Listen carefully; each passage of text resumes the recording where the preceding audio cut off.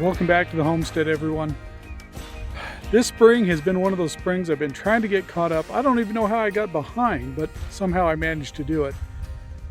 Got the settling pond dug out for our irrigation last week. Got the irrigation set up. Been trying to get the orchard in good shape for the year. This is one of these things that I'm paying for the sins of the past. When I first planted these apple trees, I'm trying to think, I guess it's been 7, maybe 8 years ago on some of them. Anyway, after that time, I didn't trim those trees really good. I didn't keep up on it. So now I'm kind of paying for that now, trying to get these things trimmed up and in decent shape. I really didn't know what I was doing the first few years. I still don't know a lot about what I'm doing, but I know a little bit more now. So I've been trying to get these trees in better shape. And it's kind of sad in a way because I'm trimming limbs off of these that are, up to 2-3 inches in diameter. A few years ago, 4 years ago, I would have been tickled to death to have a tree that size diameter. And here I am whacking limbs off of these things that are that big or bigger. So it's a good sign. The trees have been fairly well, besides the ones that the voles got a hold of. The rest of the trees are doing really good. There's a couple that, for whatever reason, ever since we planted them, we've had some issues with them. But they're looking pretty good right now, most of them. We planted right here behind me a few trees just the other day. Now, we picked these trees up from Costco when we were over there. I didn't want to do a bulk order with the nursery again because to get the nursery pricing or the wholesale pricing, you got to order 50 trees, and I don't really want to add that much more to the orchard. It's kind of a handful as it is. So I was not really, I need about 20 trees to replace the ones that got killed. But ordering 50 trees, I'm like, man, what am I going to do with the rest of these trees? So we've just been replacing a few trees here and there. The only problem with Costco or any of these other big box store trees, you really don't know what you're getting for rootstock. It says semi-dwarf on these trees that we just bought, but what rootstock that really amounts to, I don't know, because different rootstocks can give you different growing patterns. Some of them sucker real bad, so you'll get these little suckers come up all over the place. And what those suckers usually wind up being is some kind of crabapple tree. That's usually what a lot of these rootstocks are based off of. So you just really don't know what you're getting when you get these trees from the big box stores. Not that I've seen. They just say semi-dwarf, dwarf, or full-size tree. So you really don't know what rootstock you've got. So I'm taking a gamble with these 4 trees we just got from Costco. I don't know if I like them or not. We'll find out. I was not impressed with the roots that came in the package at all. The ones we got from Vanwell Nursery up in Washington, those had excellent roots on them. Easy to plant, nice, healthy roots. These things, boy, they just didn't look good. I don't even know if they're going to survive. So we'll find out. We did last year plant some trees from Costco. We just bought a few of them, I think 3 of them, nectarine and a peach tree, and those came with pretty darn good roots on them, and those trees have been doing really good. So I decided, well, I'll take a gamble with the apple trees, and we'll see how these turn out. I'm not real sure yet. But as you can tell, we've been really busy. We had, I think it was 2-3 weeks ago, we had like 73 mile an hour winds is what my little weather station recorded. Now I think it may have been higher than that, but this thing only takes a reading every few seconds. So I think some of the gusts might have been worse than that. The next morning I got up, looked all over. I thought, well, we got away with no damage to the roof. We just put that roof on, I think 2 or 3 years ago. And I was really worried that we were going to get some damage on our shingles from that storm. Well, I got out, looked all over the house. Nothing looked out of place. I'm like, wow, we dodged a bullet there. I go out to leave that morning, and here I see shingles laying across the road. Where in the world did those shingles come from? They're the same shingles that are on the house. Where in the world did those come from? Well, went back and looked. Still couldn't find any missing on the house. And then I remembered that little storage shed has the same shingles on it. Went and looked at it, and it ripped almost all the shingles off of one side of that thing.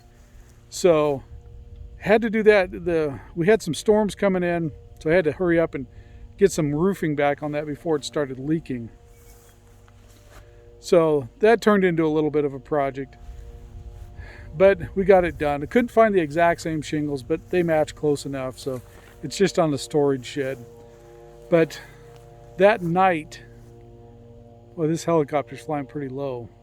That night when that storm blew in, I was sitting up watching a little YouTube about 9 o'clock, and supposedly earlier in the day we were supposed to get some weather and some wind, but it never really materialized.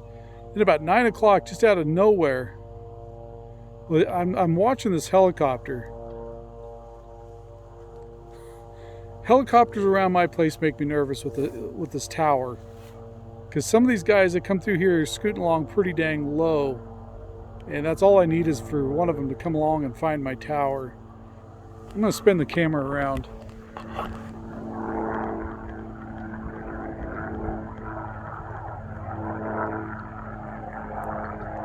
Don't know if you guys can see him, but he is pretty dang low.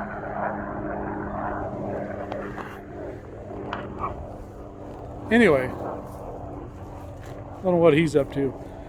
Anyhow, I was sitting there, and that wind there was no lead up to it, just all of a sudden a huge gust of wind, and the whole house kind of shook a little bit.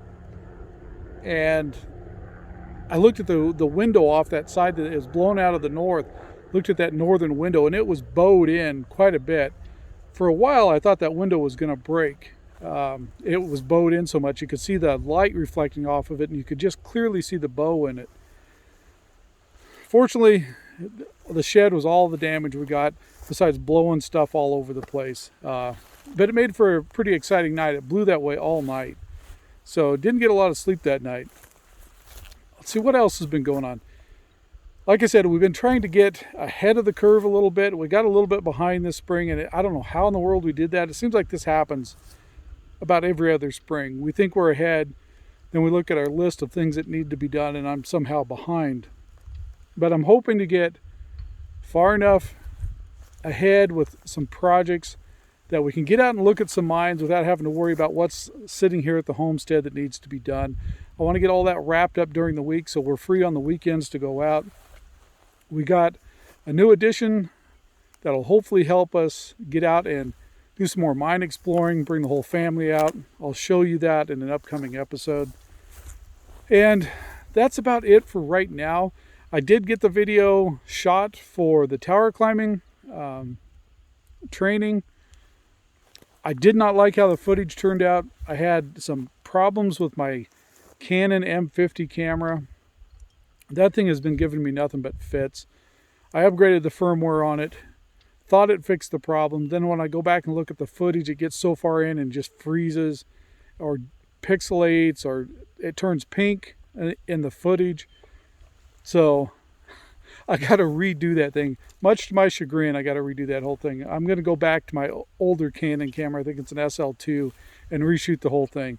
So those of you that are waiting for that tower training stuff, I got to reshoot it this week. I'm going to try and get it done in a day or two. As you can see around me, the weather's not been real cooperative this weekend. Kind of rainy, snowy a little bit. So I'm going to redo that video, get that thing edited and put out hopefully soon. Like I said, I've been trying my best to get things taken care of here, so I've got some more free time to go do other things. Trying to get all these projects that I normally drag out through the whole summer, trying to get them done right now, early in the spring, so the rest of the summer's free and clear. I've got a whole bunch of research done on some mines, and I'm really looking forward to going out and sharing those mines with you. One addition I want to show you to the homestead that we picked up this spring. Normally, these limbs, I just trim them, and we got some other trees that I trim. I think we've got a little over 120 fruit trees all together. All those limbs usually just go into a pile and get burnt later in the year. I decided this year, this ground out here is a little on the alkali side, not super bad, but just enough that it makes growing a garden a little difficult sometimes. One of the ways I've combat that is using sawdust, wood chips. It kind of helps equalize that ground out a little bit. So I decided, well, I'm always cutting all these darn limbs down. Why don't I just shred these things up and use them in the garden? So that's what I've been doing. We picked up a used chipper shredder, and it's an old timer. It's probably, I don't know, over 20 years old. But the thing works really well. It's an old MTD yard machine, I think. But this thing has been working really well at getting these limbs shredded up. Now, normally I would want these things to sit in like a compost pile for about a year and before I used them, but I'm just shredding them. I'm going to till them in the ground. I don't think it's going to hurt anything that much to have them fresh like this. I'm just going to go ahead and till these in. If that's a bad idea, let me know. I'm not the world's best gardener, but this thing has been working really well. I've just been shredding them right here in the garden spot. I'm going to till this up here next week or so and till these things in. Hopefully that's going to improve our garden area, at least to some degree. Probably didn't show up on or hear that on camera, but thunder. Interesting. I knew it was yesterday we were supposed to maybe get some thunderstorms, but I didn't think we were today, but that was definitely some thunder in the distance. Then I did, and it's raining more and more. It's really starting to rain now. Am I ever going to get this video finished today? Okay, nectarine tree. Look at the nectarine tree. Look at the nice blooms on the nectarine tree.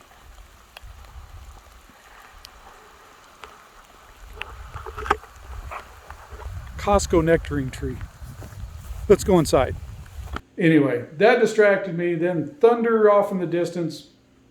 In fact, I just heard some thunder just a few seconds ago. So sounds like we're going to get a little thunderstorm. Maybe my lightning system will see if it works today. Anyway, just wanted to throw it out there what the heck we're doing, trying to get things caught up around here. The normal things that happen around a homestead this time of year. Those of you who live on property, you know spring is a very busy time of the year, and a lot of this just doesn't lend itself to making great videos. I could throw the camera out there. I'd take the GoPro or my cell phone and take a little footage here and there, but unless somebody's really interested in that stuff, if you are, leave it in the comment below. I'm more than happy to make a video about it, what we're doing out here. I take a lot of it for granted because I've lived in a rural area all of my life, essentially. So I take a lot of this for granted. I always think, who wants to see me go out and do this project or this project? But if I'm wrong, let me know in the comments below. Thanks for watching. I'm finally going to get this video done for the day. Have a great week. Hopefully you'll see a video out from us next week sometime. Hopefully it's a tower climbing video, Lord willing.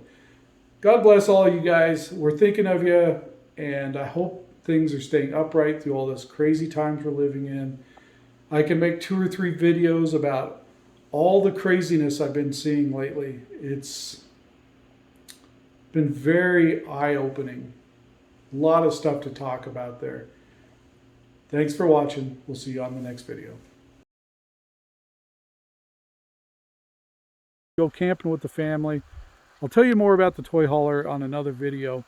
That's a whole video in itself of why we decided to go with a toy hauler. That was a very, very tough decision to make. Like, worse than buying a house type decision. In the midst of all this, stuff happens. My boy, I don't even know what to say about it. This guy's got a lion's heart. I mean, he is like the man's man. If it's manly, he wants to do it. Motorcycles, he goes up this old gravel pit that I used to play around in when I was a kid. I just stopped and showed it to him, and showed him where we used to jump off of rocks. Now I think we were a little bit older doing this, but he says, hey, I want to go jump off that same rock. And I was like, I don't know. Reluctantly, I let him do it. He jumps off there. He thinks it's just a load of fun. It's really loose gravel you land in as long as you clear the rock. So I let him do it reluctantly. And so he does that kind of stuff. He goes out riding motorcycles, jumping up over little logs and rocks and stuff. Where does he get hurt? School. He broke his arm at school, I think when he's in kindergarten. He's in 2nd grade now. I think he was in kindergarten. He broke his arm on some little teeter-totter thing, got bucked off of it, broke his arm. The other day they're down at school. Some of the kids are throwing this hula hoop thing up in the air, and as it gets close to the ground, they're jumping through the hoop. It sounds like a lot of fun, right? Well, he jumps through it, lands on his shoulder, breaks his collarbone. So what I've learned from all that is school is dangerous. Stay away from school. Mom's not going to like that comment.